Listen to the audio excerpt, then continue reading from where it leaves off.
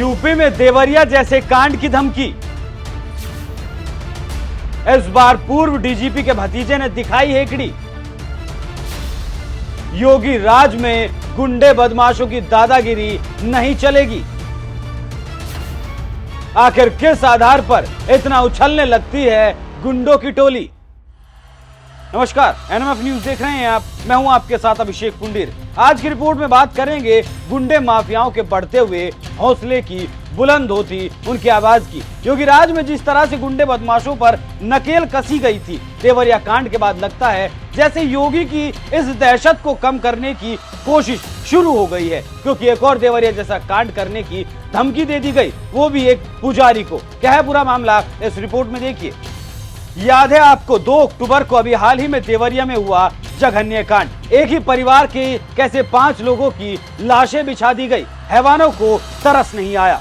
भीड़ ने एक साथ एक ही परिवार के 5 लोगों की जीवन लीला खत्म कर दी और अब मामला प्रशासन तक पहुंच चुका है। आरोपियों के घरों पर बुलडोजर एक्शन भी इंतजार कर रहा है। इसके अलावा अब लग रहा है जैसे इस कांड के बाद से योगी की दहशत गुंडों में कुछ कम हो गई है। अब यूपी के गुंडे बदमाश सीधा देवरिया जैसे कांड करने को की धमकी दे रहे हैं, जैसे भूल गए हैं कि यूपी में योगी राज में गुंडे बदमाशों का आखिर हाल क्या होता है।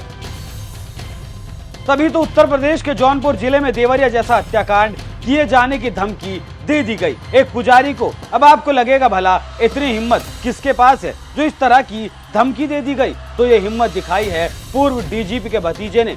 पूर्व डीजीपी जगमोहन यादव के भतीजे निशांत यादव ने शिव मंदिर के प्रबंधन और पुजारी को धमकाया है। अब सवाल उठता है कि लड़ाई किस बात की है।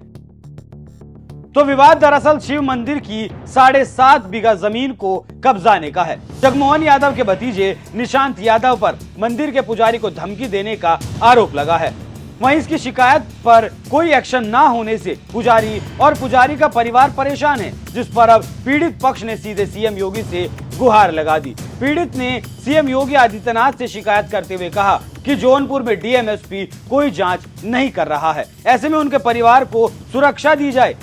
पीड़ित की अगर माने तो शिकायत के बाद भी जब अधिकारी जांच के लिए जाते हैं तो किसी कार्रवाई के बजाय जैसे बड़े आदमी के खिलाफ शिकायत करने के बारे में चुप रहने की सलाह देते हैं। पीड़ित ने फिर भी ये कहा है, पिछले 38 साल से मैं इस मामले में अधिकारियों के चक्कर लगा रहा हूं। अब तक 400 से ज्यादा तारीखें पड़ चुकी हैं। कई बार हाईकोर्ट जाना पड़ा। हाईकोर्ट के निर्देश के बाद भी पूर्व डीजीपी जगमोहन के प्रभाव के आगे मामले को लटकाए हुए हैं। कहीं कोई सुनवाई नहीं हो रही। ये तो देवरिया कांड दोहराने की धमकी मिली है, जिससे पुजारी का पूरा परिवार डरा सहमा है। वहीं इस मामले में हाईकोर्ट के अधिवक्ता और पीड़ित के भतीजे अजय उपाध्याय ने साफ तौर पर कहा है, डीजीपी के गुर्गों द्वारा कई बार धमकियां मिली हैं। कहा जाता रहा है कि इस केस से दूर हो जाओ, लेकिन मैं फिर भी पीड़ित को न्याय दिलाने के लिए लगातार इस मामले में हाईकोर्ट में पैरवी करते रहा हूँ।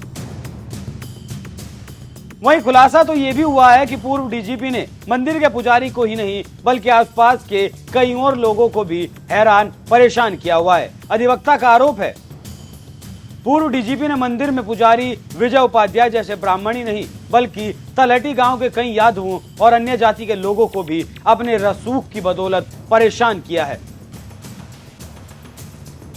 मतलब एक तरह से पूरे गांव में दहशत फैलाई हुई है। शायद अभी एहसास नहीं हुआ है कि एक मंदिर के पुजारी या फिर सीएम योगी के राज में डराने धमकाने जैसे और गुंडाई करने जैसे कृत्यों के परिणाम क्या होते हैं। खैर, अब जब ये मामला जौनपुर से उठा है तो दूर तलक जाएगा भी। यकीनन इस मामले में योगी आदित्यनाथ एक्शन लेंगे और पूर्व डीजीपी और उनके भतीजे की गुंडाई से मंदिर के पुजारी और उनके परिवार को बचाएंगे भी। वैसे भी हाल ही में हुए देवरिया कांड के बाद ये जो धमकी देने का सिलसिला शुरू हुआ है, इस बारे में आपका क्या कुछ कहना है? अपनी राय हमें कमेंट कर जरूर बताएं। नमस्कार।